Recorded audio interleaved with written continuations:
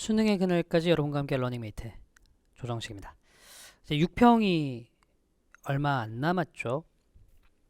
사실은 뭐 별 느낌이 안 날 확률이 되게 높다 싶어요.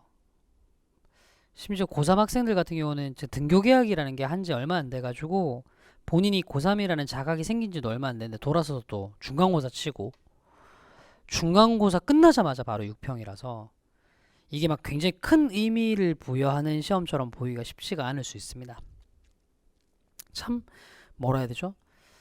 워낙 좀 특수한 상황에서의 일들이 이것저것 벌어지다 보니까 제가 이 캐스트를 찍으면 심지어 어떤 생각도 드냐면 과연 6평은 등교를 해 있는 상태에서 정상적으로 학교에 앉아서 시험을 칠지도 잘 모르겠어요.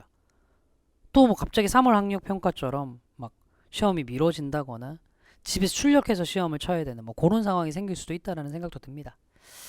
그래서 제가 뭐 6평 어떤 마음가짐을 어떻게 쳐야 될지에 대해서 말씀드리는 게 참 의미가 있다는 생각은 안 들어요. 올해가 워낙 특수한 상황이라서요. 제가 드릴 수 있는 말씀은 이 정도가 다일 것 같네요. 뭐 그래도 아마 올해 수능이 치러지지 않겠습니까?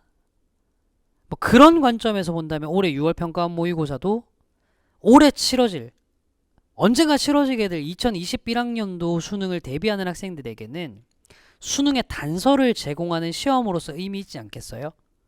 그 정도만 생각을 해주세요. 아마 뭐 겨울방학이 본의 아니게 지나치게 길어지면서 온라인 개학이란 걸 하긴 했지만 제대로 공부도 좀 잘 안 되고 생활도 리듬도 많이 무너진 뭐 그런 상황에서 사실 6월평가원을 대비한 공부가 제대로 되었을 리가 만무하다고 생각을 합니다. 여러분 N수생이든 고3이든 간에. 그러니까 시험 자체에 결과에 큰 의의를 두지 말고 이제부터라도 좀 마음을 다잡고 6월 평가원 모의고사 시험의 결과를 어떻게 분석할지에 훨씬 더 큰 의미를 부여하셨으면 좋겠어요. 그러니까 지금 당장 6평 점수를 가지고 1위 1비할 준비를 하지 맙시다. 그게 올해 6평을 마주하는 우리 태도가 맞는 것 같아요.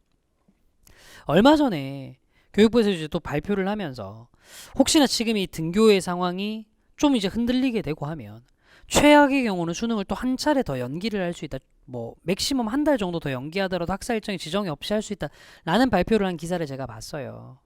참 청천벽력 같은 얘기죠. 제가 수험생일 때 이런 일이 있으면 어떻게 멘탈 유지했을지 저도 참 감이 잘 안 올 정도입니다. 솔직히 얘기해서요. 사실 이 상황에서 평정심을 유지할 수 있는 사람이 얼마나 있겠습니까? 그러니까 지금은 이렇게 합시다. 6평이라는 시험이 중요하지 않다는 얘기는 아니에요. 평가원 수능의 단서를 제공한다는 점에서 굉장히 중요한 건 맞는데 그런 시험 하나하나에 어떤 큰 의의를 부여하고 일희일비하기에는 우리가 견뎌내야 될 수험생활 너무 길게 남아있고 그리고 그 수험생활의 길이도 아직 확정되지도 않아서요. 심지어는 12월 달에 수능 진학이 확정이 될지도 모르는 상황이니까 올해는 계속 여러 선생님들도 말씀하셨고 저도 계속 말씀드리지만 멘탈 관리가 정말 필수적인 해란 말이죠. 그러니까 6평을 앞두고 좀 자기를 긍정하는 자세를 좀 많이 가지셨으면 좋겠어요. 자기를 긍정하는 자세. 맘대로 공부 안 됐겠죠. 6평을 대비할 만큼 충분히 준비가 안 돼 있다는 생각이 훨씬 더 많이 들 거고요. 그래서 심지어 어떤 N수생들 같은 경우는 6평 시험 신청해놓고 학교 가서 중간에 빠져나오고 싶은 학생도 분명히 있을 거고요.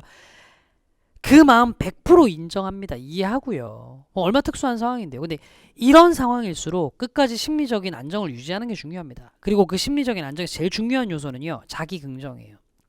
지금 이 시기는 누구나 마음이 분노로 가득 차 있을 만한 시기예요. 저도 그래요. 코로나 이 시기도 저도 되게 분노스러워요. 왜 현장 강의도 마음대로 못할 수밖에 없는 상황이 되고 하는 거 저도 굉장히 분노스럽습니다. 근데 그런 분노스러운 상황에서 자기 자신에 대한 분노와 부정마저 쌓여버리면 사람은 임계점 넘겨서 폭발해서 더 이상 견딜 수가 없게 돼요. 그러니까 자기는 긍정합시다. 공부 마음대로 안 됐죠. 객관적으로 그런 걸 자기 비하로 있는다고 뭐 상황이 나아지나요? 그러지 마시고 그래도 본인이 해왔던 걸 긍정합시다. 지금 이 캐스트를 보는 오늘부터도 누군가의 공스타그램 같은 거 보면서 저 사람은 이렇게 순공 시간이 많은데 나는 공부를 왜 이렇게 적게 했을까? 이런 생각 하지 마시고 오늘 자기 전에 누워서 본인을 긍정해보세요. 그래도 오늘 나는 책상에 앉기라도 했잖아. 그래도 오늘 나는 버텼잖아. 이렇게 자기를 긍정하면서 갈 수 있도록 합시다. 6평 때까지 그런 마음으로 하루하루를 사셨으면 좋겠습니다. 자, 저는 이런 너무 추상적인 조언만 드리기에 좀 죄송해서 매년 해왔던 것처럼 6월 평가원 모의고사가 치러질 때 예열 지문들, 그러니까 시험 직전에 여러분들이 한번 읽어봤으면 좋겠는 예열 지문 하나 넣어놨어요.